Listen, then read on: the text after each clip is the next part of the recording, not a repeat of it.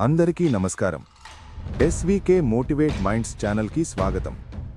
నా వీడియోలు మీకు నచ్చుతున్నాయే అనుకుంటున్నాను. నాకు మీ అభిమానం కావాలి. లైక్, షేర్ మరియు సబ్స్క్రైబ్ చేసి చూపించాలి అని కోరుకుంటున్నాను. చేస్తారుగా? చేస్తారు, నాకు తెలుసు. ఎందుకంటే మీరు మంచివాళ్ళు. ఇంకెందుకు ఆలస్యం, వీడియో చూద్దాం పదండి.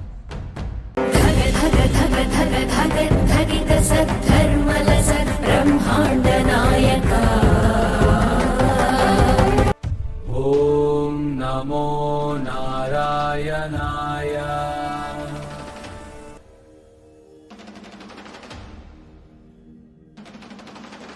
మన జీవితం ఒక ఖాతా లాంటిదే. సుఖం వస్తే పుణ్యం ఖర్చవుతుంది, కష్టం వస్తే పాపం కరిగిపోతుంది. అయితే పాపం కాలిపోగా పుణ్యం పెరిగే రోజు ఉందా?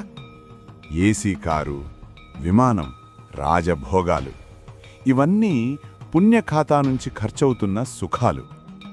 కష్టం వస్తే బాధపడకండి, అది మీ పాప ఖాతా కరిగిపోతున్న సూచన. ఏకాదశి నాడు మనమే మన శరీరాన్ని కష్టపెడతాం, అందుకే పాపం కాలిపోతుంది. సుఖం అనుభవించాం కాబట్టి పుణ్యం ఖర్చు కాదు, పైగా భగవన్నామస్మరణ, కొత్త పుణ్యం జమవుతుంది. ఇదే డబుల్ ప్రాఫిట్.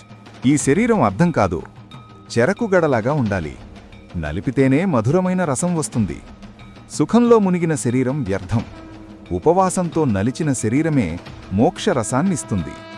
ముక్కోటి ఏకాదశి వైష్ణవులకే కాదు, శైవులకు, శాక్తేయులకు, గణాపత్యులకు కూడా పవిత్రమైన రోజు. ఈరోజే పరమేశ్వరుడు లోకరక్షణ కోసం హాలాహలాన్ని మృంగి తన కంఠంలో దాచుకున్న మహాదినం. ఈ రోజే పాలసముద్రం చిలికితే అమృతం పుట్టింది. విష్ణువు మోహిని రూపం ధరించి దేవతలకు అమృతం పంచాడు. ఆ మోహిని అందానికి మూలం అమ్మవారి శక్తి. ఆ కార్యం నిర్విఘ్నంగా జరగడానికి గణపతి ఆశీర్వాదం. అందుకే ఏకాదశి అందరి పండుగ. స్త్రీలకు ఒక ముఖ్యమైన నియమముంది. పెళ్లికి ముందు నోము, పెళ్లి తర్వాత వ్రతం. ఏకాదశి ఒక వ్రతం.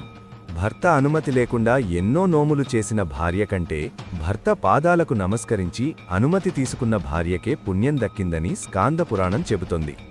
ఏకాదశి వ్రతం భర్త, భార్య, పిల్లలు ఎవరికి వారే చేయాలి. ఒకరి పుణ్యం మరొకరికి బదిలీ కాదు.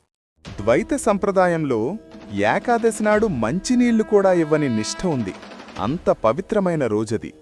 లోకంలో దొరకని 3 విషయాలు: స్వామి పుష్కరిణి స్నానం, సద్గురువు పాదసేవ, మూడవది ఏకాదశి వ్రతం.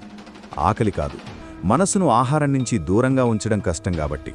ముక్కోటి ఏకాదశి నాడు శరీరాన్ని కాదు, మనస్సును భగవంతుడికి అర్పించండి. నియమాలు పాటించండి, నిష్ఠతో ఉపవాసం చెయ్యండి. ఖచ్చితంగా దైవానుగ్రహం మీ జీవితాన్ని వెలుగుతో నింపుతుంది. ఒక్కసారి అందరూ నాతో పాటు చెప్పండి: గోవిందా గోవిందా.